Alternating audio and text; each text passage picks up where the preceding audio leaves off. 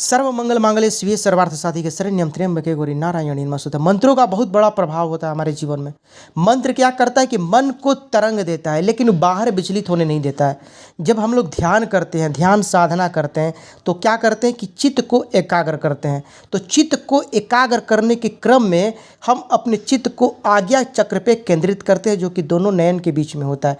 जब आप ध्यान साधना करते हैं तो ध्यान साधना में दोनों आँखों के बीच में आज्ञा चक्र आपका एक्टिवेट हो जाता है, लेकिन ज़्यादा ध्यान साधना करने के उपरांत होता है। इसमें शर्त यह है कि आपको एकाग्रचित होना है। अगर आपका मन विचलित हो रहा है तो ये चीज़ें नहीं होगी। मंत्र क्या करता है? आपको एकाग्र करता है। मंत्र का अगर आप उच्चारण कर रहे हैं बार बार तो आपका मन कहीं ना कहीं अटक जाएगा मंत्रों पे, और जब मंत्रों पे अटक जाएगा तो बाहर की दुनिया में नहीं जाएगा। शर्त यह है कि अगर आप मंत्र का उच्चारण कर रहे हैं और आपका अगर ध्यान बाहर में भी है, बाहरी दुनिया में भी है, तो उसका कोई प्रभाव नहीं होगा।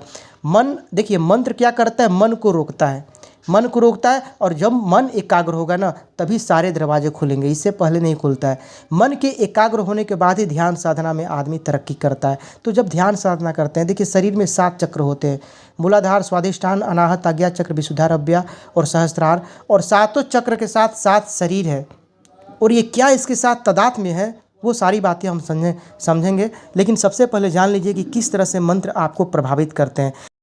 ओम जो है ना, वो पूरे बॉडी को वाइब्रेट करता है। जब आप ओम का उच्चारण करते हैं तो ओम में ही पूरा ब्रह्मांड समाया हुआ है।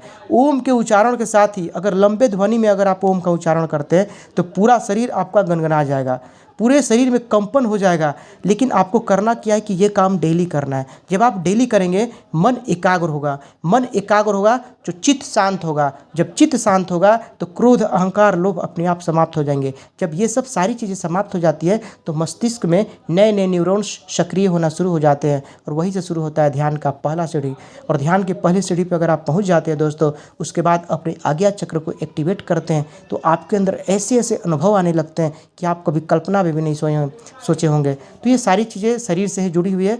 शरीर एक यंत्र है, इस यंत्र का किस तरह से प्रयोग करना ये जानना बहुत ज़रूरी है, क्योंकि मंत्र का उच्चारण करके आप शरीर के, अपने ब्रेन के उस न्यूरॉन्स को सक्रिय कर लेते हैं जो हजारों सालों से हमारे डीएनए में कहीं ना कहीं वो निष्क्रिय पड़ा हुआ है। तो उसको डिकोड कीजिए और अपने अंदर वो सारी शक्तियों को फिर से पुनर्जागृत कीजिए जो पड़ा हुआ है सुसुप्तावस्था में। तो ये इसको जागृत करने में हमारा जो मंत्र है वो बहुत बड़ा सहयोग करता है, क्योंकि ये क्या है कि लाखों सालों से, हजारों सालों से इसको क्या किया गया है? सिद्ध किया गया है। तो उसमें एक एनर्जी है, उसमें एक शक्ति है। उसको बार बार अगर आप बोलते हैं तो चित्त एकाग्र हो जाता है और वो अपना काम करता है।